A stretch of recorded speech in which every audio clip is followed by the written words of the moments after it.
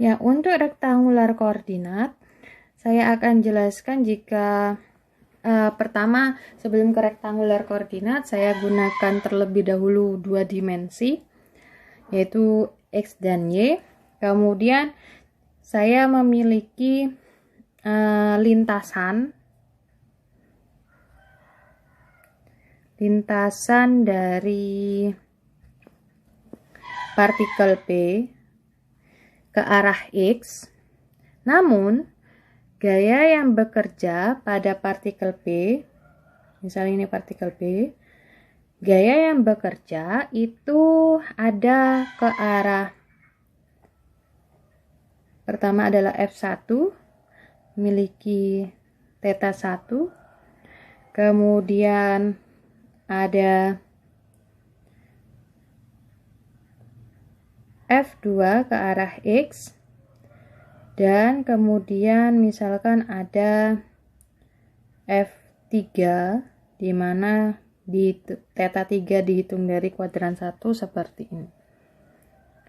Lalu penyelesaiannya bagaimana?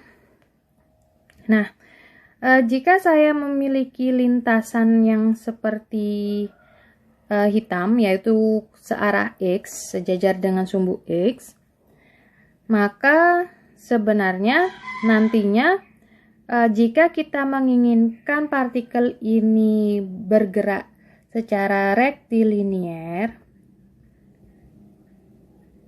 maka percepatan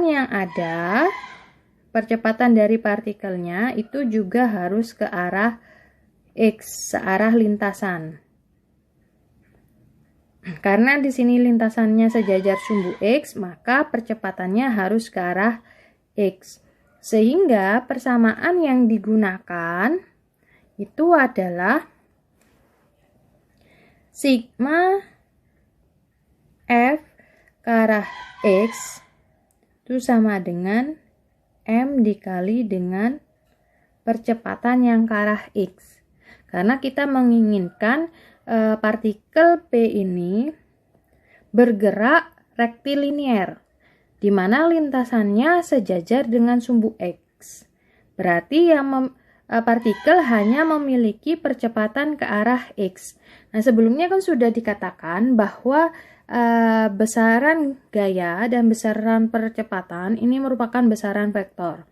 Sehingga yang memiliki arah itu ada gaya dan ada percepatan.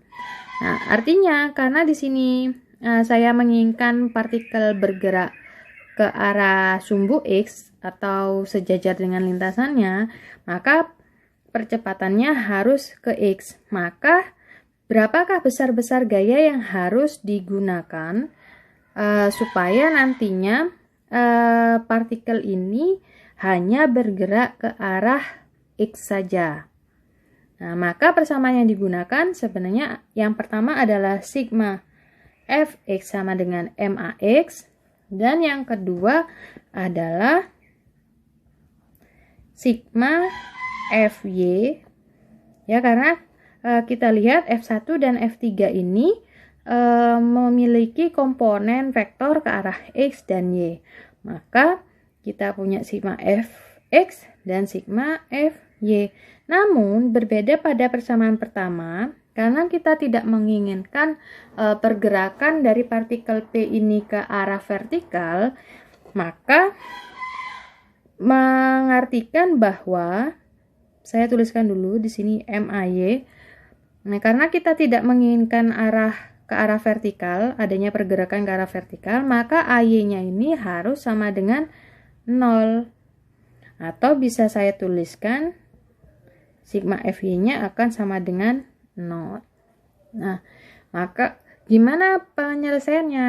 Nah, jika lebih dari 2 gaya yang dikenai pada partikel P, sebaiknya kita menggunakan penyelesaian vektor yang diproyeksikan ke arah sumbu X dan sumbu Y. Ini pasti sudah menerima semua. Di sini F1, jika saya proyeksikan ke arah X dan ke arah Y seperti ini, maka yang ke arah X nilainya adalah F1 dikali dengan cos theta 1. Kemudian yang ke arah Y yaitu F1 sin theta 1.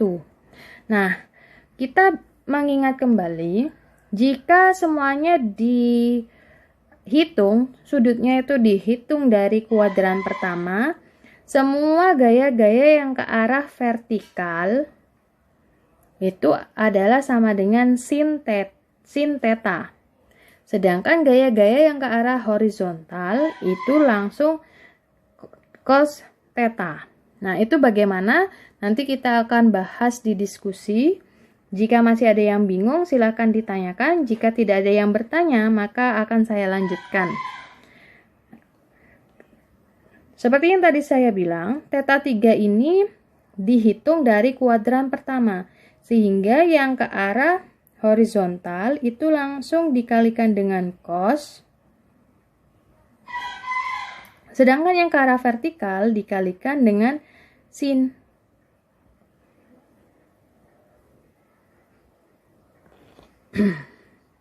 Nah, kita sudah mendapatkan gaya-gaya yang ke arah sumbu X maupun ke arah sumbu Y. Sehingga di sini dari dua persamaan 1 fokus ke arah sumbu X. Ya, indeksnya saya tuliskan sumbu X, sedangkan persamaan 2 fokusnya melihat gaya-gaya yang ke arah Y, sumbu Y.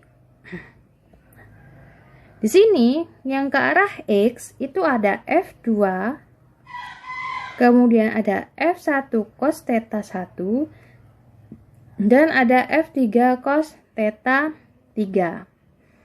Nah, sigma itu berarti penjumlahan. Saya asumsikan ke kanan positif, maka yang ke arah kanan F2 ditambah F1 cos theta 1. Kemudian yang F3, walaupun itu ke arah kiri, itu tetap saya tuliskan ditambah cos theta 3. Kenapa? Karena nilai cos theta 3 di kuadran ketiga itu bernilai negatif. Sehingga nanti ketika kita memasukkan cos theta 3-nya yang berada di kuadran 3, nanti simbol positif ini akan dengan sendirinya berubah menjadi negatif. Nah, jadi saya tuliskan di sini tetap positif. Nanti kalau theta 3-nya dimasukkan, nanti akhirnya berubah negatif sendiri, seperti itu. Nah, ini sama dengan apa? Ini sama dengan M dikali A X. Nah, sedangkan untuk yang ke arah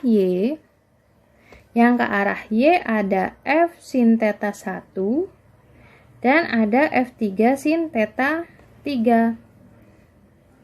Nah, saya tuliskan yang ke atas positif F1 sin theta 1 ditambah F3 sin theta 3. Nah, kenapa kok yang F3 sin theta 3 itu kan arahnya ke bawah? Itu kan seharusnya nilainya negatif kan? Nah, tapi di sini saya tetap menuliskan positif karena jika saya memasukkan nilai theta 3, di mana theta 3 ini dihitung dari kuadran pertama, jadi dari 0 derajat, maka F3 sin theta 3 ini ketika kita masukkan nilai tetanya akan menghasilkan nilai negatif. Karena nilai cos maupun sin pada kuadran ketiga, ya F3 ini berada di kuadran ketiga, ini berarti nilai cos dan sinnya akan bernilai negatif. Sehingga secara tidak langsung nanti nilainya negatif sendiri. Nah, menghasilkan sama dengan 0. Nah, ini adalah persamaan yang digunakan untuk yang 2 dimensi dan gerakan dari partikelnya itu melintasi rektilinier, lintasan yang lurus.